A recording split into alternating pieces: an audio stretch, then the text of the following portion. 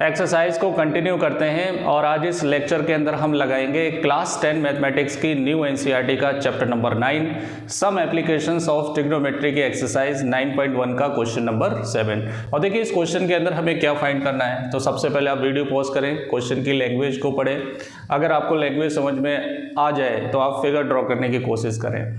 उसके बाद जब मैं फिगर बनाऊंगा तो उससे आप मैच करें। देखिए आपका फिगर और मेरे फिगर में कितने डिफरेंसेस हैं। अगर आप एक ही बार में फिगर बना लेते हैं तो समझ लीजिए कि आपके अंदर इम्प्रूवमेंट आ रहा है, और इम्प्रूवमेंट नहीं आ रहा है तो थोड़ा सा प्रॉब्लम है। उसके लिए आपको क्या करना है, एपीटी अड्डा चैनल के साथ बने रहना है। अगर आपने अभी तक चैनल को सब्सक्राइब नहीं किया तो सबसे पहले चैनल को आपने अगर अभी तक एनसीईआरटी लगाना स्टार्ट नहीं की है, मैं न्यू एनसीईआरटी की बात कर रहा हूँ। पुरानी एनसीईआरटी मेरे चैनल पे आपको नहीं मिलेगी। न्यू एनसीईआरटी अगर आपने नहीं लगाई तो चैनल की प्लेलिस्ट में जाएं, ये फोल्डर सर्च करें। न्यू एनसीईआरटी के सारे चैप्टर्स मैं ऑलरेडी वहाँ अपलोड कर चुका हूँ। 1 बाय 1 आप सारे एक्सरसाइज की प्रैक्टिस कर सकते हैं। चलिए स्टार्ट करते हैं आज का लेक्चर। देखिए क्वेश्चन क्या है, From a point on a ground, the angle of elevation of the bottom and the top of a tower fixed at a 20-meter high building is 45 degree and 60 degree. Then find the height of the tower. मतलब अपने को tower की क्या बतानी, height बतानी। तो एक काम करते हैं, फिगर ड्रॉ करते हुए चलते हैं, इसको सॉल्व करते हैं। देखिए क्वेश्चन नंबर 7। Let's start. देखिए इसका फिगर कैसे बनाएंगे। पहले आप बिल्डिंग बना लीजिए, ठिणी ठिणी ठिणी ठिणी, ये हो गई आपकी बिल्डिंग, ठीक है। और इस बिल्डिंग की हाइट कितनी है, 20 मीटर। अब बिल्डिंग हवा में तो होगी नहीं, है ना, अर्थ पर ही होगी। तो ये अर्थ पर एक बिल्डिंग हो गई 20 मीटर। अब इसके ऊपर एक ट्रांसमिशन टावर है, तो ट्रांसमिशन टावर तो बिल्डिंग के ऊपर हल्के फुल्के ही, ये आपके ट्रांसमिशन बोले तो टेलीफोन वाले होंगे ये, है ना, मोबाइल्स वगैरह के जो ट्रांसमिशन टावर होते हैं। लाइट वाले तो हमेशा ज़मीन पर ही होते हैं, बहुत हैवी होते हैं वो। देखो होगा आप अगर गांव के रहने वाले हैं तो पावर प्लांट आप देखेंगे, वहाँ से जो हैवी हैवी खंभे जाते हैं ना, वो आपके ट्रांसमिशन टावर होते हैं। बिल्डिंग के ऊपर कहाँ टिक जाएगा।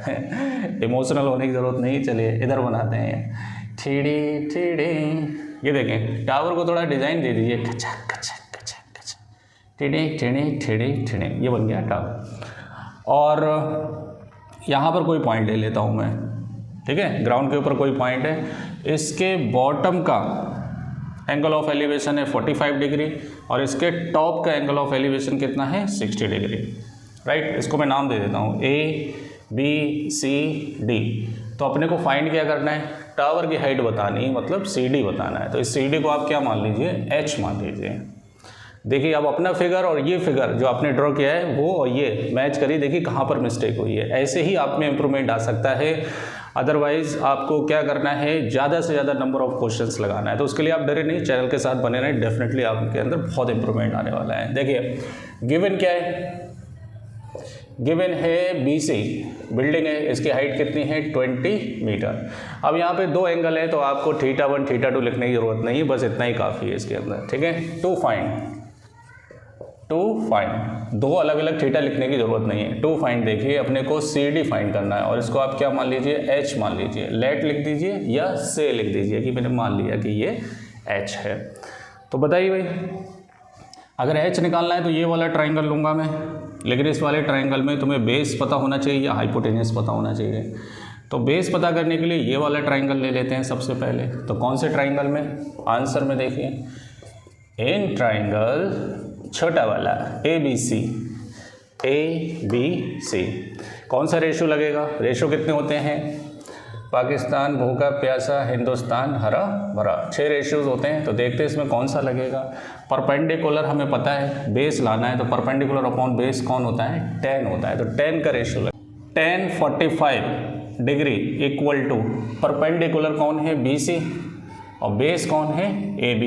10 45 की वैल्यू होती है 1, तो ये 1 equal to BC upon AB, right. और BC की वैल्यू पुट कर देते हैं तो ज़्यादा बेटर रहेगा। BC की वैल्यू कितनी है, 20। तो यहाँ से AB इक्वल टू कितना हो गया, क्रॉस मल्टीप्लाई, AB की वैल्यू 20 हो गई। और ये भी हमेशा ध्यान रखना, जिस ट्राइंगल में एंगल 45 डिग्री होता है तो उसका परपेंडिकुलर और बेस दोनों क्या होते हैं, सेम होते हैं। तो ये 20 है तो ये भी कितना होगा, 20 होगा, राइट। चलिए अब हम लेते हैं बड़ा वाला ट्राइंगल। इन ट्राइंगल ABD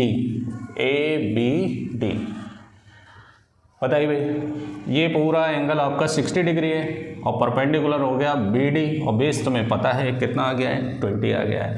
तो क्या लगाएंगे, tan 60 degree equal to BD upon AB। tan 60 की वैल्यू होती है √3 और BD कितना हुआ 20 प्लस H अपॉन 20। AB है ना, AB की वैल्यू कितनी आई, 20 आई। Cross multiply 20 plus H equal to 20√3, तो H इक्वल टू 20√3 माइनस 20, तो H इक्वल टू 20 कॉमन आ जाएगा, तो ये हो गया √3 माइनस 1। अगर √3 की वैल्यू अपने को गिवन है क्वेश्चन के अंदर तो आप वहाँ वैल्यू रख सकते हैं, नहीं गिवन है तो ऐसे ही रहने देंगे। √3 की वैल्यू होती है 1.73 माइनस 1, √3 की वैल्यू 1.73, तो H इक्वल टू हो गया 20 इंटू 0.73, तो H इक्वल टू 20 का 0 लगा दो, 3 2 जा 6, 7 2 जा 14 और 2 के बाद पॉइंट लग जाएगा, तो आंसर कितना आएगा, लगभग 14.6। इतने मीटर हाइट का टावर है जो बिल्डिंग के ऊपर क्या है, फिक्स है। यही हमें क्या करना था, बताना था। तो अगर आपको ये कैलकुलेशन पसंद आई हो, वीडियो पसंद आया हो, तो चैनल को सब्सक्राइब करें, वीडियो को लाइक करें, बेल आइकन को जरूर दबाएं आगे के क्वेश्चंस के लिए। Thank you.